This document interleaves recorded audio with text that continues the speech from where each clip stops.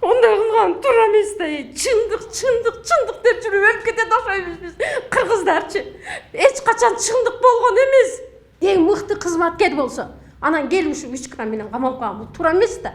Энелерге айтат элем, урматтуу энелер, эч качан балдарыңарды милицияга бербегиле. Бербегиле, акыйкат болбосо бербегиле. Зачем? Не кереги бар? Туурабы? Акыйкат болбосо, болбогон нерсе үчүн эле балдарым страдать эте берсе, эне страдать этсе, үй бүлө страдать этсе, зачем? Не кереги бар анын? Ол ошончо 20-30 граммдарды алып жүргөн, анан ошо келип 3 граммды өзүнүн үйүнө апарып таштап албайт да. Туурабы? Өзүнүн үйүнө кантип ошо 3 граммды апарып таштап койсун? Таштай албайт да. Аны бирөө апарып таштаган. Бирөө апарып таштаган. Анын таштаганын аялы көргөн. 15 жылдан бери милиция кызматында иштеп, соңку жылдары Ош облустук жана шаардагы баңгизатка каршы күрөшүү кызматынын 3-бөлүмүн жетектеген Баялы Ысманкулов 25 март күнү баңгизатты сактоого шектелип кармалган. Бүгүн Ысманкуловдун жакын туугандары журналисттерге маалымат жыйын өткөрүп, тартип сакчы атайын кутумчулук менен кармалганын айтып чыкты. Көптөгөн жылдар бою баңгизатка каршы иштеп, батирлерди жөнөкөй жаран катары көчүп жашап келгенин жана баңгизатты сактай турган кызматкер эместиги жыйында маалымдалды. Баялы Ысманкуловдун үй бүлөсү жашаган батирден 3 грамм гашиш табылып, жубайынын көз алдында тинтүү жүргүзүлгөн маалыматтар тараган. Ысманкуловдун жакындары УКМКнын төрагасы Камчыбек Ташиевке кайрылуу жолдоп, тергөө иштери калыс каралып, милицияны СИЗОдон чыгарып берүүнү суранышты. Жубайы кошпой лоолугунан ооруп ооруканага жаткырылган.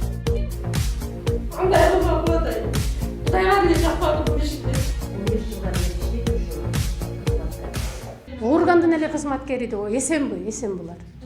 Эсен булар эле кылган бунучу. Себеби бул канчалаган ушунча жылдан бери, 15 жылдан бери иштеп жүрүп, канча деген полковниктерди камап атат, канча деген Тажикстанга өтүп, Тажикстандагы немелерди камап атат булчу. Ошо камагандан себеби баары бир азыр чындык жок да. Өчөштү да бирөөчү буга. По-моему, өчөштү. Сени шашпа деди да. Акыры келип ушуну кылып атат да. Бул туура эмес. Чындыкты мен силерге айтып атам. Чындык чырылдап атабыз биз азырчы, күйүп атабыз.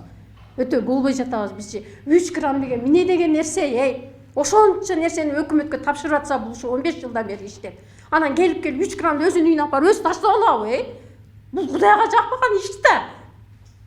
Ар ким энелер, мен энелерге айтат элем да. Энелер, эгер бардык кызматкерлер милицияга не болсо, мен милицияга балдарыңарды бербегиле дейт болчумун. Бербегиле милициягачы. Себеби ушинтип эмгегин актабаса, не кереги бар? Туурабы? Эмгегин актабаса, 15 жылдан бери иштейт. Канча деген нерселерди тапшырып атат, канча эң мыкты кызматкер болсо, анан келип ушу 3 грамм менен камалып калган. Бул туура эмес да. Энелерге айтат элем, урматтуу энелер, эч качан балдарыңарды милицияга бербегиле. Бербегиле, акыйкат болбосо бербегиле. Зачем? Не кереги бар? Туурабы? Акыйкат болбосо, болбогон нерсе үчүн эле балдарым страдать эте берсе, эне страдать этсе, үй бүлө страдать этсе, зачем? Не кереги бар анын? Мен мындайдычы эч кимге каалабайм. Андай болбош керек. Раз ушундай иштегенден кийин мен кызматкерлерге дагы айтат элем да, ушу чогуу иштешкендеринечи, ушунча жылдан бери иштеп жүрсө, Баялычы, анан келип неге олар поддержка беришпейт бири-бирине? Неге поддержка беришпейт? Бардыгы өзүңкү деп өздөрү нары жылып кетип, ортого апарып тыгып коюшат аны. Бул кылганы туура эмес. Кудайга да жакпайт бул нерсечи. Биз да азыр ызылдатып атабы? Эртеңки күнү олар деле ызылдайт. Бизге азыр келсе олорго 1-2 жыл кийин келет, может 1 жыл кийин келет. Илгери 40 жылда келчү эле азыр секундта келет бул нерсечи. Ошон үчүн мен айтат элем да бардык немелергечи. Чындыкты чыгарып бергиле бизгечи. Текшерилсин. Любой жерден барып текшерилсин. Эгер ошо наркотикти сатып эле ушундай эле байып кеткен болсо, текшерилсин бар. Текшерилсин, любой текшерилсин. Кайра хозяйка звонить этип атат, квартплатты бербейсиңерби? 2 айдан бери бербейт экен квартплатты. Ошончо акчасы болсо, квартплатты берип койбой эле.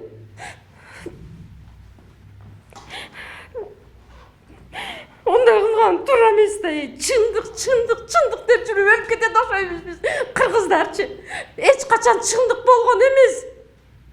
Ошон үчүн мен айтып атам силерге, Кудай, чындык кылып бергиле бизге, чындыкты бергиле. Карагыла, жакшылап карагыла, жакшылап изилдегиле.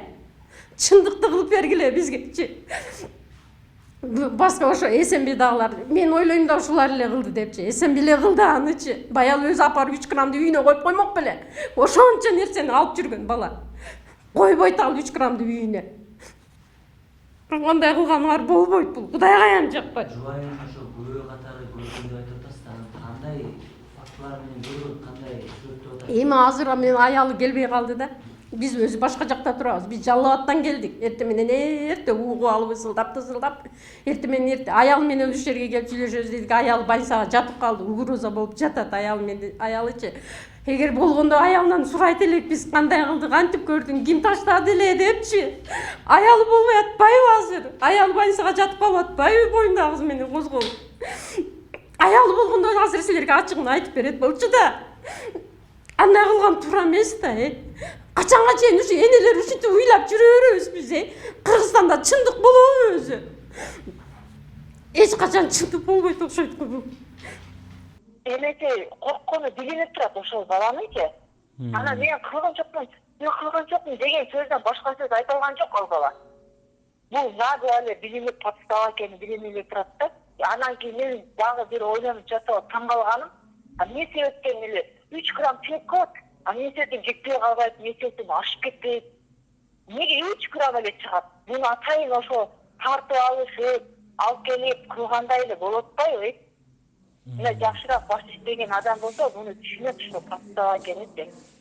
Эми прокуратурага барып жазып мен көрүп, Эйсеналиев Мырзабек деген тергөөчүгө жаздым. Ал жактан жыйынтык чыкпагандыгынан мен көзүм жетип, мен ошол жерде отура албай анан Бишкекке жеткенмин. Мен Бишкекке барып, ал жака бул жака колум жеткен, акылым жеткен нерселерди кылып келдим.